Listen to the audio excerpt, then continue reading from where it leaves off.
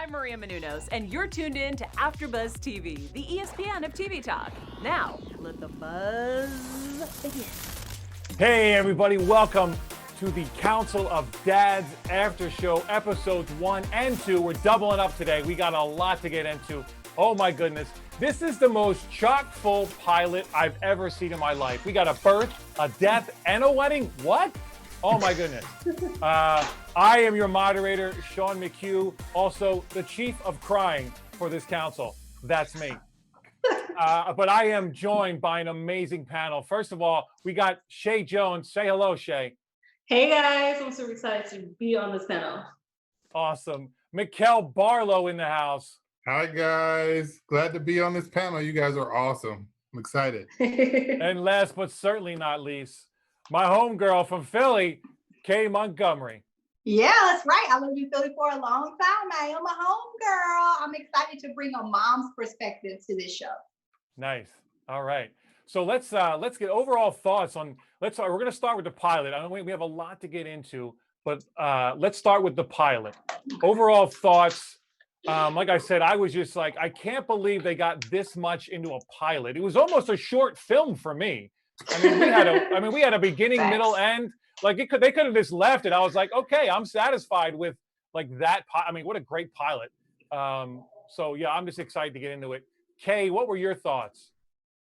Yeah, it was a lot in the pilot and a lot of people. You can see I have like 3 pages of notes for all of our episodes. Just trying to get everybody's name down and keep everybody straight. And then there's a lot of moving pieces and we jump along the timeline, but that makes for good, interesting storytelling. I can say as my favorite character, I love the dad. I mean, he's just awesome. Yeah, he was probably the highlight of the pilot for me.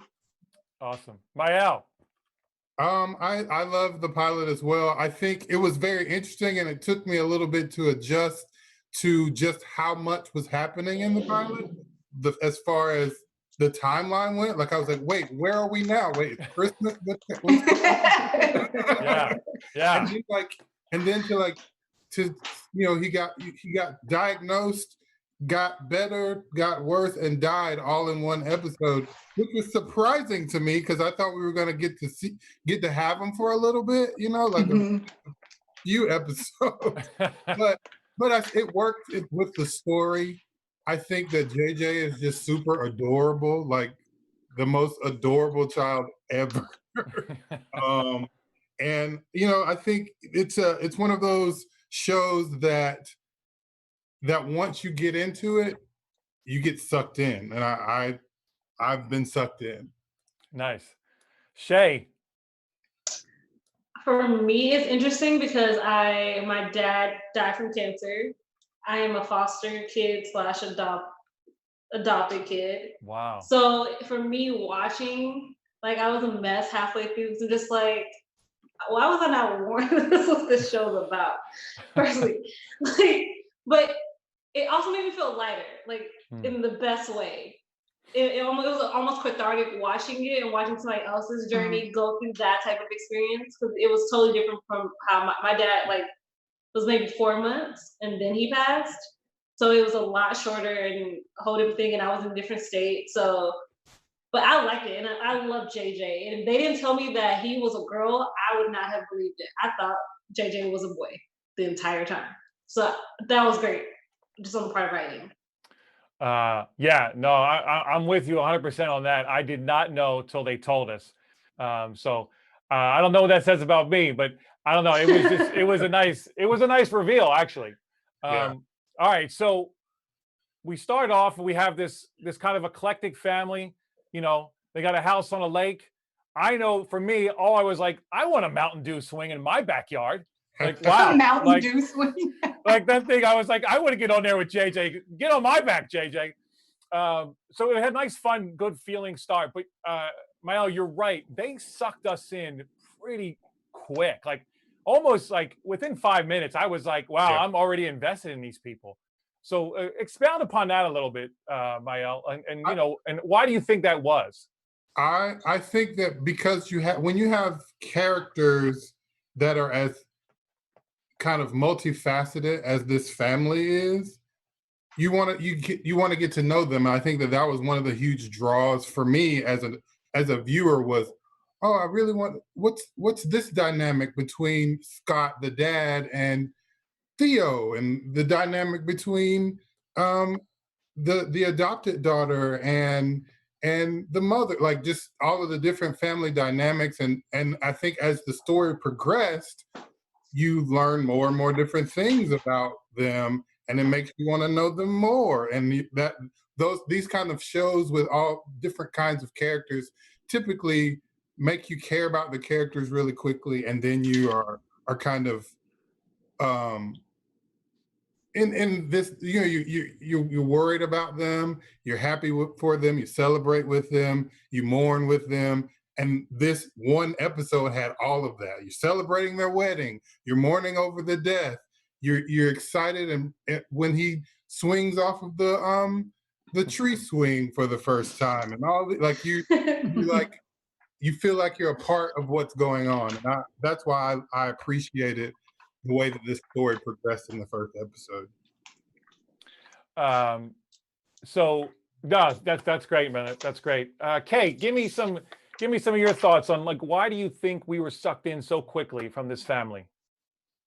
Well, I think for me, it took a little bit longer. I'm not sure I was sucked in immediately. I mean, I was sucked into action because it starts, immediately we find out he has cancer. Mm-hmm. And then we kind of see how everything moves.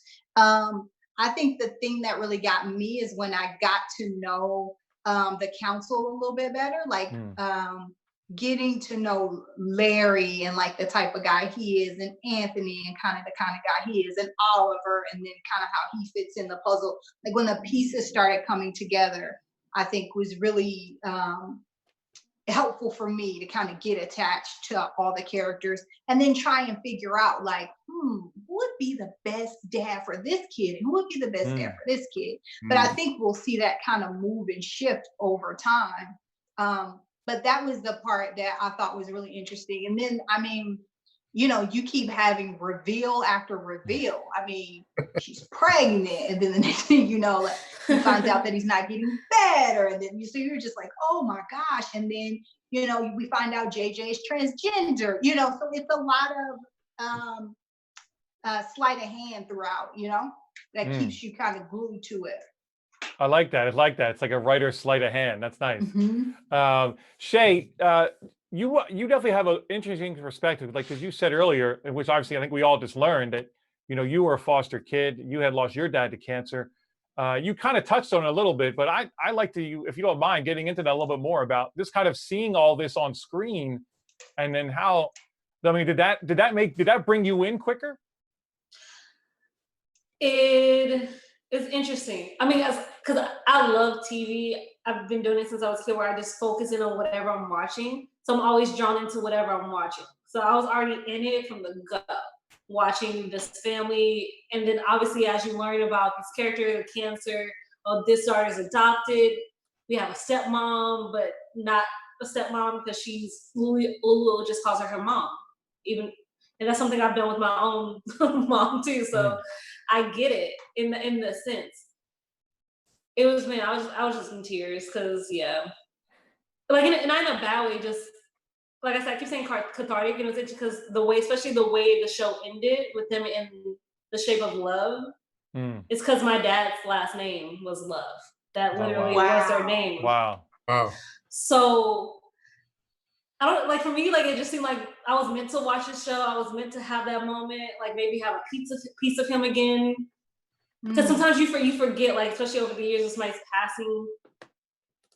They're never gone, but you learn to forget a little bit, and then you remember, and you're just like, okay, like, I'm meant to remember for a reason. I'm meant to, like, just because you're gone, you're not really gone. So for me, watching the show, I loved it. I think the show is incredibly awesome. And for some weird reason, it really makes me closer to my dad. So silver lining, if there is one. So. Yeah, no, that's awesome. So obviously this is a tearjerker. I cried multiple times during both episodes, but then I do have some fun moments. I think I love when the wife, her name's escaping me right now, but Robin. Robin, thank you.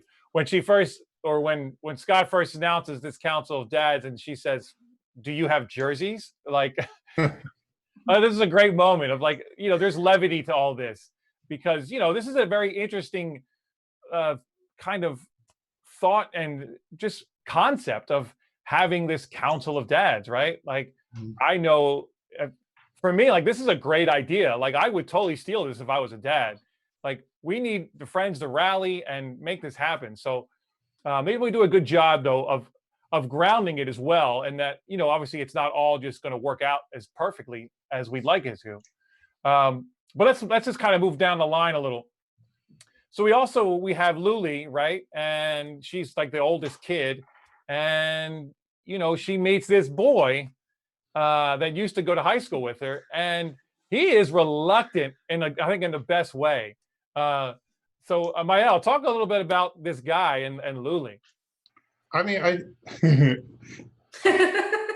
it's very interesting to watch that story progress because it almost felt like a completely different show in a lot of ways. Like, oh, interesting. Luly had her own thing going on apart from the family, whereas everyone else, all their storylines were intertwined with each other. And so then here she is, and kind of as a metric to the timeline for me, they meet at this cancer survivor meeting, and then they're married. Like, that's the bookends of for me. Like, they meet and then they're married. This is the first episode, but it took a year for that to happen. I think it's a beautiful way that it kind of unfolded, and they meet right when they needed to meet, and they are in each other's lives exactly at the right time. He's good for her. She's good for him. I resonate with Luly the most because I never had a relationship with my biological father. And so, and I had that awkward 10-year-old, my mom wants me to meet him for the first time. And we're, like, okay, hey, how's it going? Kind of like that whole awkwardness. But yeah, I'm interested to see what that relationship, how it plays out. Like, is she gonna? We saw in the second episode she doesn't move away, but I'm just very interested to see where that relationship, how it develops, because I still think they're getting to know each other. At least that's what it seems like. I still think that they're gonna discover things about each other they're gonna have to work through. Because they're both still, like, she's grieving the passing of her father.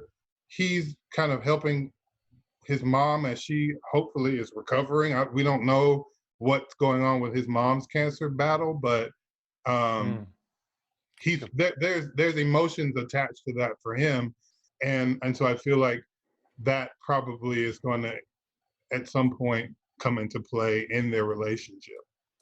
Nice. All right, Chae. So we have a birth. Okay, so now we have a fifth child, a baby, a beautiful baby, and then we find out, of course, the cancer's back because I haven't cried enough in this episode already. And then 30 minutes in, Scott's dead. I'm like, what are you talking about? So, Chae, talk about this insanity of this. 30 minutes in, the lead character is dead. But here's the great thing, like, we get to discover Scott in flashback. And I think that's why you get a lot of comparisons to This Is Us, because we're moving along the timeline and we kind of float around, which I think is really important to do, right? Like, we need to know Scott, and he doesn't have to be here present day since we have the plots, skipping device, we can go around. But definitely it was a shock because I felt like we were going to have more time with him, and there were so many instances as a parent where I could totally relate to him, like when Charlotte and her friend are hanging out and he's like, wait, are you guys talking about vaping? Who would never would vape? Ruth Bader Ginsburg. And just remember that. And that's an important thing. When I tell you 100%, or when he started to tell the Christopher Reeve story, and they were like, what's Christopher Reeve doing now? And he's like, he's dead. Listen, I cannot tell you how many times that happens to me as a parent, where you start to tell a story and then you're like, oh, wait, I didn't think about End of that. That person is dead. I cannot even tell you. And like the whole RBG thing, I've totally done that with my kids before. I've been like, yeah, because you know who did? Michelle Obama. That's right. And she's awesome. And you want to be like Michelle Obama? Like, absolutely. So for me, he was so relatable as a parent. I was like, yes. That's why he was just my favorite character, especially in episode 1.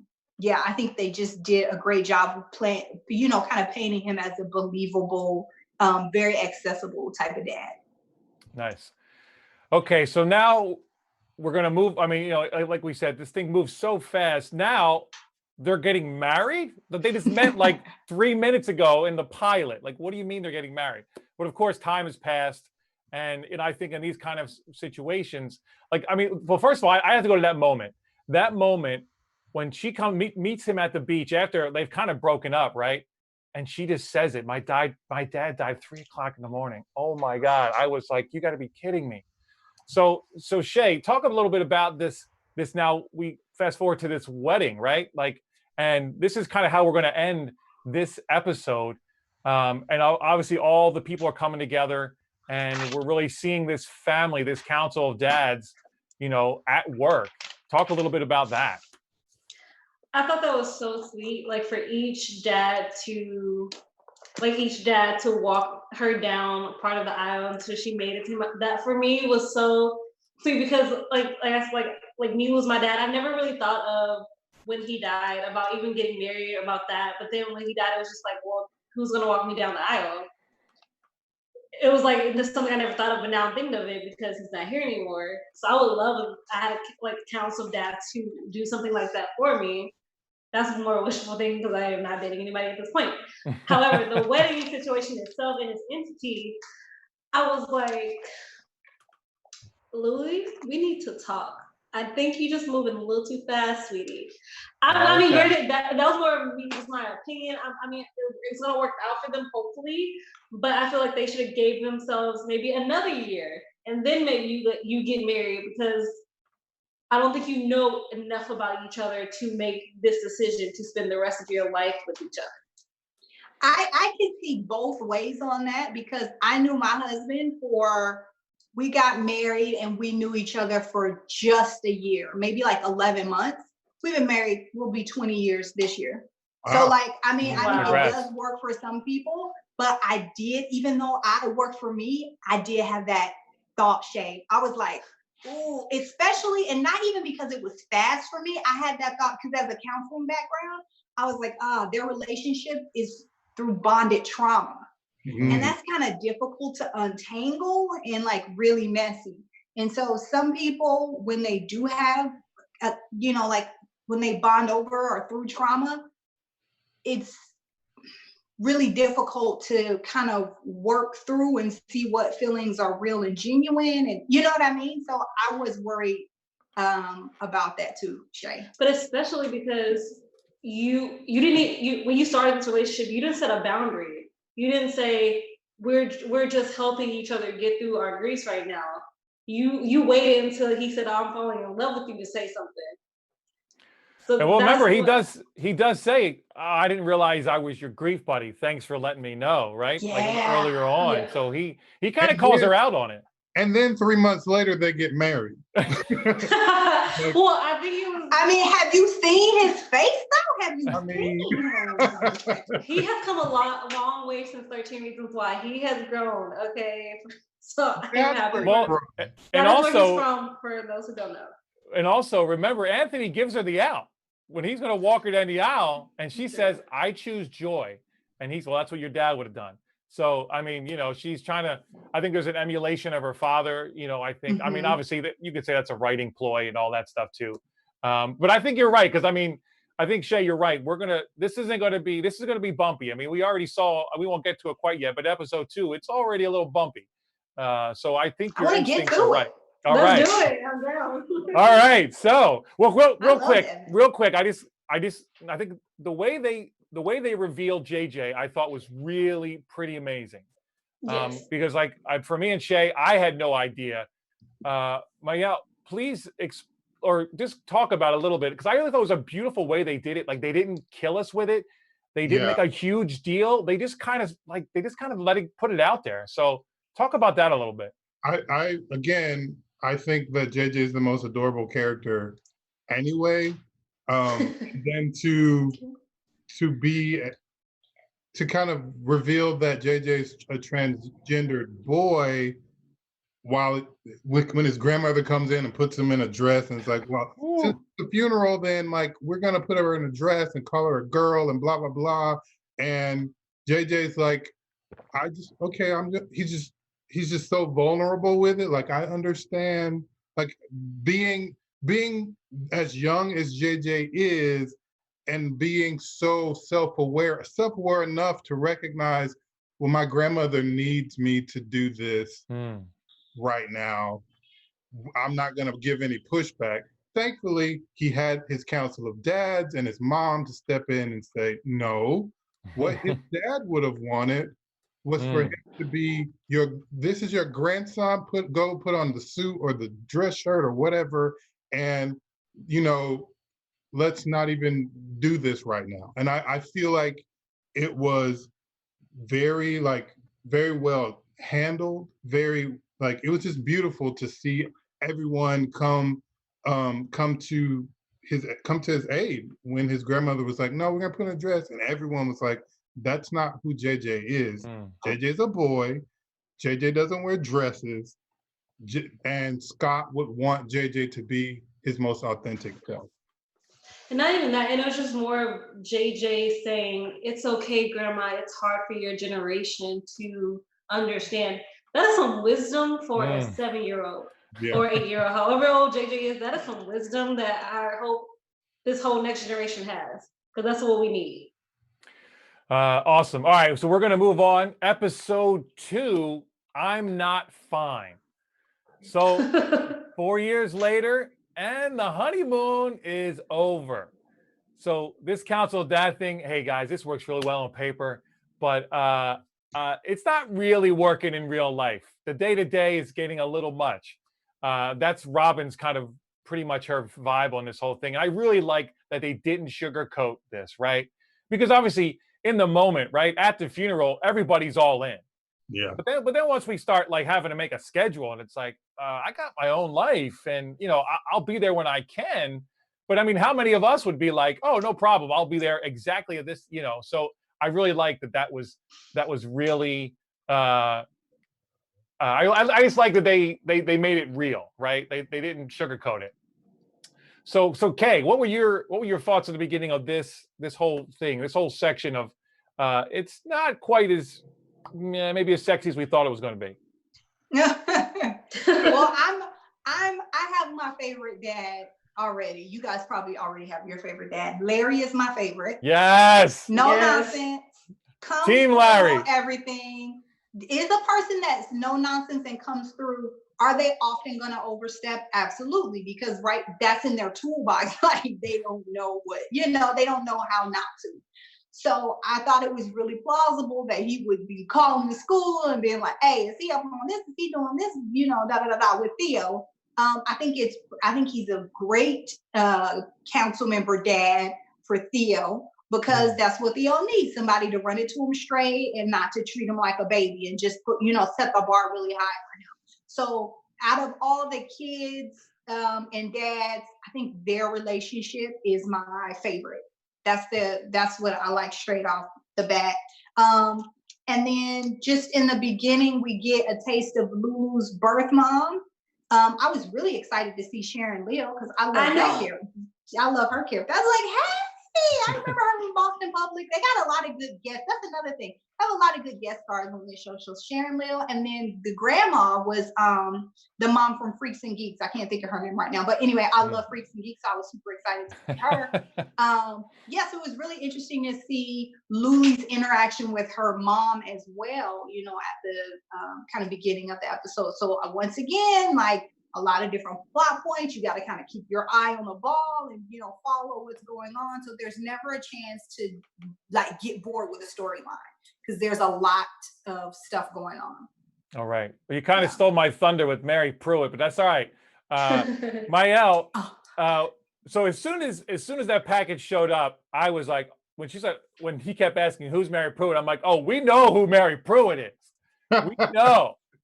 So talk about what was your feelings in that moment when that package showed up? My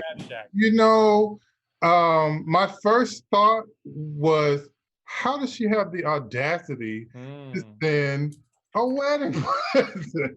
Like, this is before I knew any, like, what their interaction had been in the past and if she had even met her or anything like that. I didn't know. All I knew was, how's your bio mom going to send you a wedding present when she hadn't even been in your life at all? Like, that doesn't make any sense to me.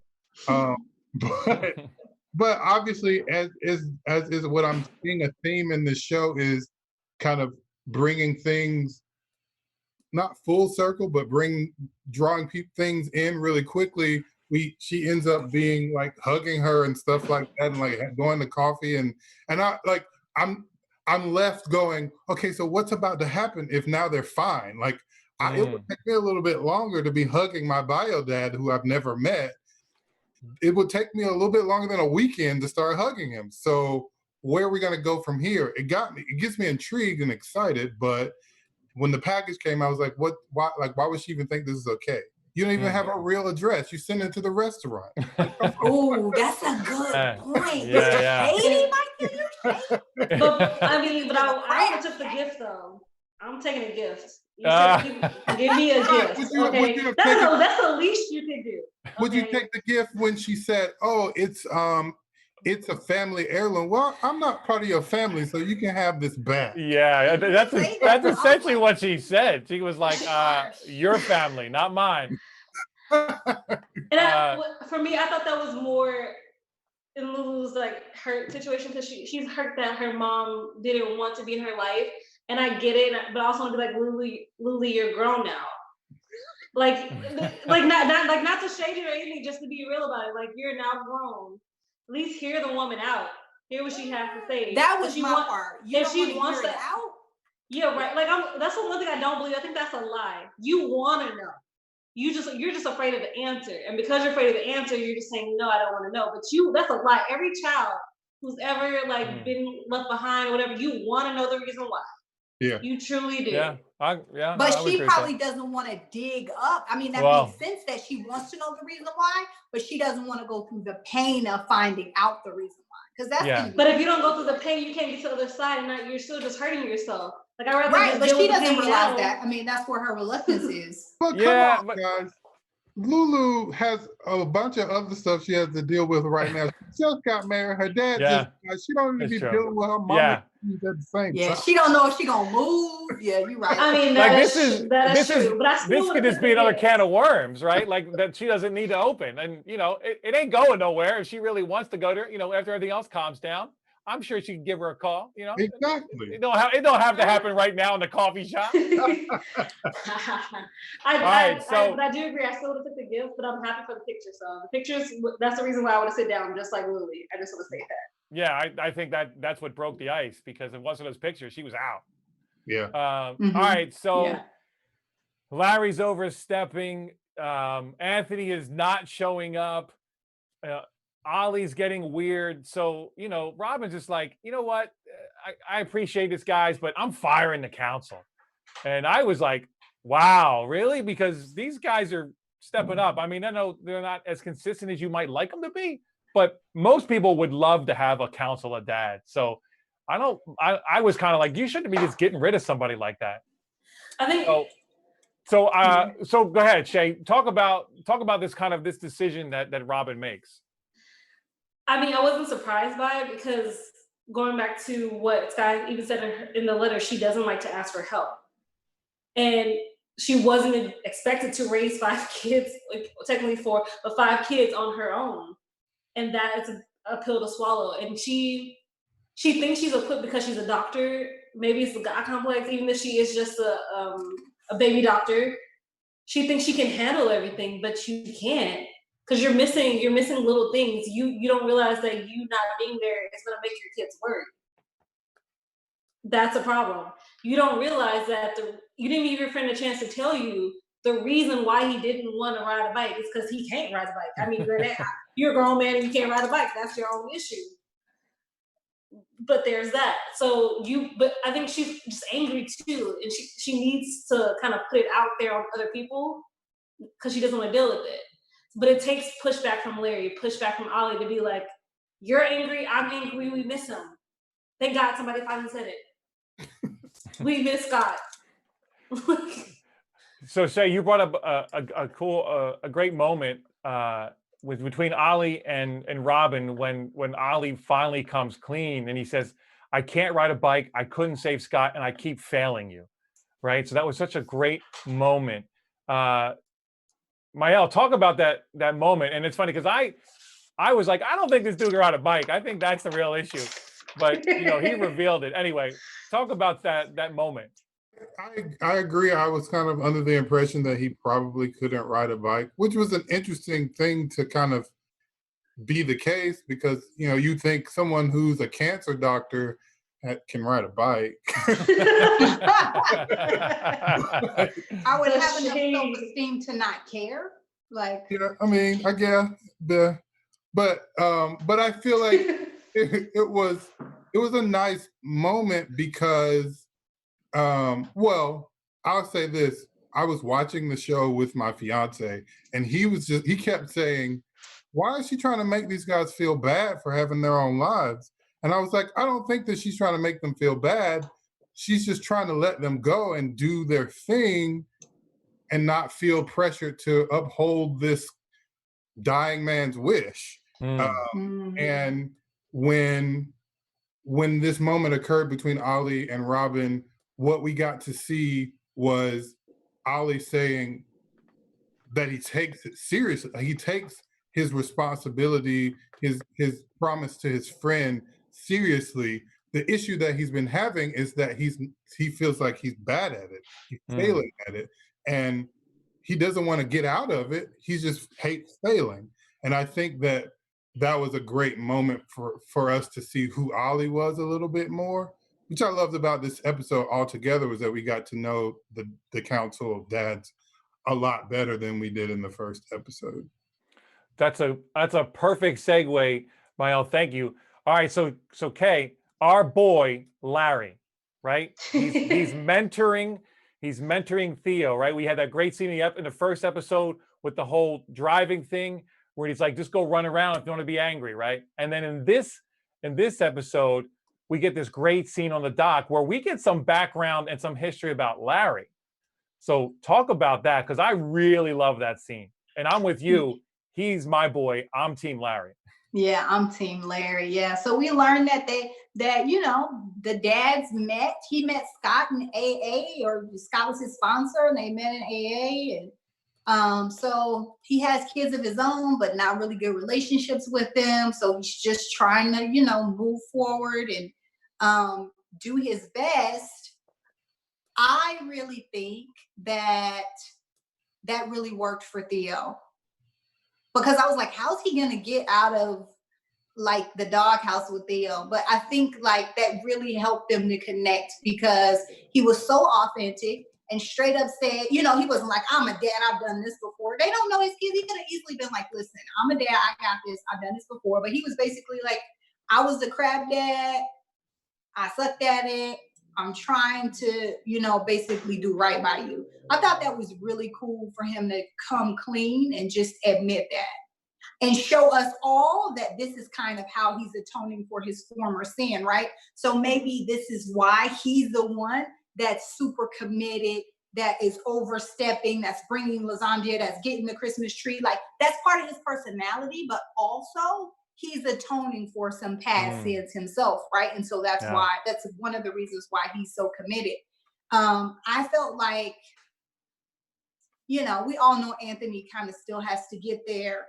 I feel like Oliver is just, the whole bike situation for me, it just did not click. Like I was just like, you are like, you're a fancy doctor. I mean, he's a cancer doctor.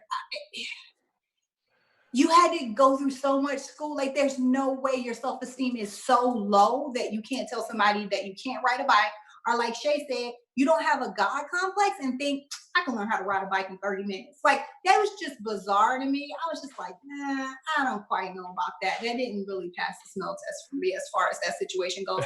I was glad they resolved it, and it was really cute, a cute scene. I agree with Mykell to have everybody together. I think Larry's advice to JJ works for everyone in this episode, which is, you're in charge. If you get scared, put your feet down, right? Which is what Ali had to do to learn the bike, which is essentially what Lulu had to do. Like, she was scared, she didn't want to make, so she just put her foot down and was like, listen, I don't want to move to New York, you know? So I thought it was a really good, my guy, Larry. Really good. Nice. I'm going to take that little gem with me. I'm going to take it with me. Like I'm that. going to use it in my life. I like that. Yeah. If you don't like it, put your foot down. Put your foot down. You're in charge. It's You're in charge. Life. Yeah. All right. So just one final kind of thing. We have Charlotte, who gets the DNA test, and he's like, I'm gonna find my family. I got it. I'm excited because I'm adopted. This family, I'm not sure how this is gonna go, so I got to get a backup plan to the backup plan. Shaye, talk about this whole thing of going, and of course, it doesn't go like she thinks it's going to go. But then Anthony gets to step up a little bit. Just talk about that. Okay, so I definitely understand the need to search for your family, because that's where I understand the backup plan. I understood exactly what she was doing, because I've had thoughts like that of like needing a backup plan to protect yourself, because you need something to fall back on. I totally understand it. However, what I feel she learned a very valuable lesson: blood don't make you family. It doesn't. It's genetic. That's all it is. Family is people that are there for you, that care for you, that kiss your boo-boos, that make you dinner, make you breakfast, who shows up every day, who comes to your parent-teacher conferences. That is family, hands down. Sometimes blood really is not thicker than water, and that's a hard lesson to learn at 13, but baby, you learned it today. Mykell, what were your thoughts on that? I agree. I mean, I met a half brother through ancestry DNA stuff. Wow. And it was kind of like, okay, cool. Like it wasn't like this magical moment. We just kind of like, cool. I'll follow you on Instagram. Yeah. And I feel like everybody else. Wow. I feel like that was kind of what the heart. I don't know what I would have done at 13. Yeah, because for her, like, it was like you said, Shay, a hard lesson at 13. But like, I'm glad she learned it. But it also, I think, brought the family back together in the nick of time. Like, oh wait, this is my family. This village is all that I need. This is my A plan, my B plan, my C plan, and we're good. And I appreciate how they took her on that little journey. Before we get out here, I do want to say one quick thing, because I know we are like pressed for time. Like, one of the things I love about the show, it almost reminds me of Rent, in the sense that, like, how do you measure a year? It's like, and just how it's measured in love, in the sense that sometimes you don't always get to choose your family, but in this case, we chose our family. And I think that's the distinction, and that's why it's important. Yeah. Nice. Okay, so then we had this final Maury Povich moment of, Scott, you're not the father. Like, what? What? They just dropped this bomb on us and then the show's out. Like, what are you talking about? I guessed it before it happened. I just want to say that real quick. So that was insane. Unfortunately, we're running out of time. So we will have next week. We'll only have one episode, so we'll get to our special segment. We'll get to the news. We'll get to all that other stuff. Thank you so much, guys, for joining us. Please like, subscribe, join us in the chat. We'll have that going too. We'll have it all together next week, I promise. But thank you again for being here. This is an amazing panel. This show is awesome. I'm getting my weekly cry, at least one an episode. So, I'm loving it. Shay, where can we find you? You guys can find me at Real Shaye Jones. Also, please follow the Dish Upon a Star Instagram account at @dishuponastar_. Awesome. Mykell. You can find me on all social media platforms at official Mykell. That's official MYKELL. And Kay. You can find me on Instagram and Twitter at hostkay, HOSTKAY. Follow me. And you can find me at SeanStar75 on the gram and Gorilla Shoot Sean on Twitter. Also on the Mrs. America After Show and the Run After Show. So many shows. But thank you again for following us, for joining the show. That's how excited I am. I can't even talk right now. And we will see you next week.